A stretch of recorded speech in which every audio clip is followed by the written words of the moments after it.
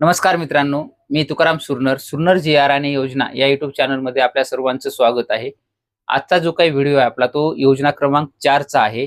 मुख्यमंत्री ग्रामीण पशुधन उद्योजकता योजना जिल्हास्तरीय मधील योजना क्रमांक 4.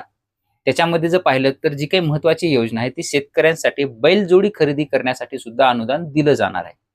याच्यासाठी तुम्ही जे काही सर्व प्रवर्गातील लाभार्थी असतील ते अर्ज करू शकतात. अर्ज केल्याच्या नंतर त्यांचा प्राधान्य कुणाला दिलं जाणार आहे सर्वात प्रथम हे अगोदर महत्वाचं आहे.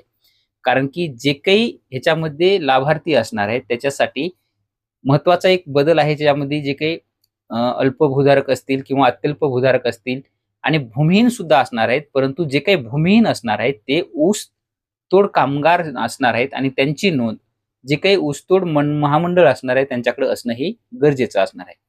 आता प्राधान्य अर्ज आल्याच्या नंतर प्राधान्य कशा पद्धतीने दिले जाणार आहे, त्याच्यामध्ये सर्वप्रथम हे भूमिहीन शेतकरी जे काही असणार आहेत म्हणजे ऊसतोड कामगार जे असणार आहेत त्यांची नोंदणी ऊसतोड महामंडळाकडे असणार आहे. त्यांना सर्वात प्रथम अगोदर बैलजोडीसाठी प्राधान्य दिले जाणार आहे.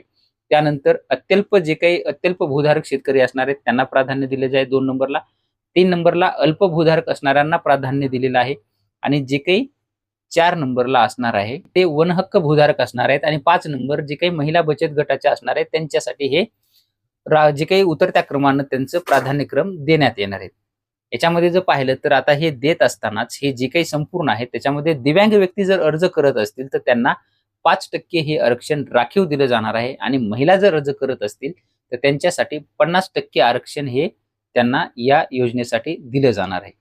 या योजनेसाठी जर पाहिलं तर पात्रता काय लागणार आहे, कागदपत्र काय लागणार आहे, ज्यांना कुणाला हे घ्यायचं असेल सर्वप्रथम तर त्याच्याकडे स्वतःचा 7/12 नावावरचा असणं गरजेचं आहे. कितीचा आहे याच्यामध्ये काही जमिनीची अट वगैरे तेवढी म्हणजे एवढी जमीन पाहिजे, एकरभर पाहिजे असं काही नाही. फक्त स्वतःच्या नावाचा 7/12 असावा.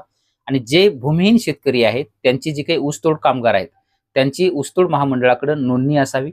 त्यानंतर जर अपंग जे काही लाभार्थी अर्ज करत असतील त्यांचं जे काही UDID कार्ड आहे ते असणं त्यांच्याकडे बंधनकारक आहे. आणि ज्या काही महिला बचत गटाचं सदस्यत्व असणार आहे ते प्रमाणपत्र सुद्धा महिला बचत गटासाठीच आवश्यक असणार आहे. त्यानंतर जर पाहिलं तर ही जी काही बैलजोडी खरेदी करण्यासाठी एकदा तुम्हाला मूळ रक्कम जी किती आहे म्हणजे ही प्रकल्पची रक्कम किती आहे ते जर पाहायचं झालं तर त्याच्यामध्ये बैलजोडी खरेदी करण्यासाठी तुम्हाला 1,50,000 रुपये दिले जाणार आहेत. आणि त्यावरती जे काही 18,056 रुपये हा त्यावरती विमा असणार आहे दोन्ही बैलांचा.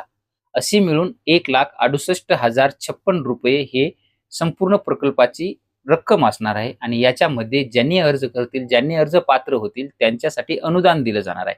अनुदान कसं दिलं जाणार आहे याच्यासाठी जर पाहिलं तर सर्वसाधारण प्रवर्गातून तुम्ही जर अर्ज केला असेल तर तुम्हाला 50% अनुदान हे दिलं जाणार आहे. 50% म्हणजेच 1,68,056 रुपये याचे 50% जर धरलं तर ती रक्कम होणार आहे हे 84,028 रुपये ही 50% अनुदानासाठी होणारी आहे.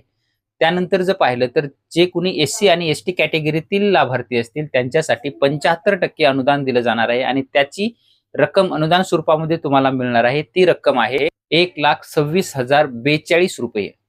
अशा पद्धतीनं 50% आणि 75% असं अनुदान वितरित केलं जाणार आहे. आणि त्यांना बैलजोडी खरेदी करण्यासाठीचं हे अनुदान दिलं जाणार आहे. अशा पद्धतीनं जिल्हास्तरीय जे काही योजना महत्वाच्या होत्या त्या 4 योजना आपण आता पाहिलेल्या आहेत. आता याच्या पुढच्या व्हिडिओमध्ये आपण राज्यस्तरीय योजना ज्या काही आहेत त्या संदर्भातील सविस्तर माहिती पाहणार आहोत. चॅनलवरती नवीन असाल तर चॅनलला सबस्क्राईब करून ठेवा, जेणेकरून महत्त्वपूर्ण अपडेट तुम्हाला आपल्या चॅनलवरती संपूर्ण या सिरीज मधले तुम्हाला मिळत राहतील. भेटूया नवीन माहितीसह नवीन व्हिडिओमध्ये. धन्यवाद.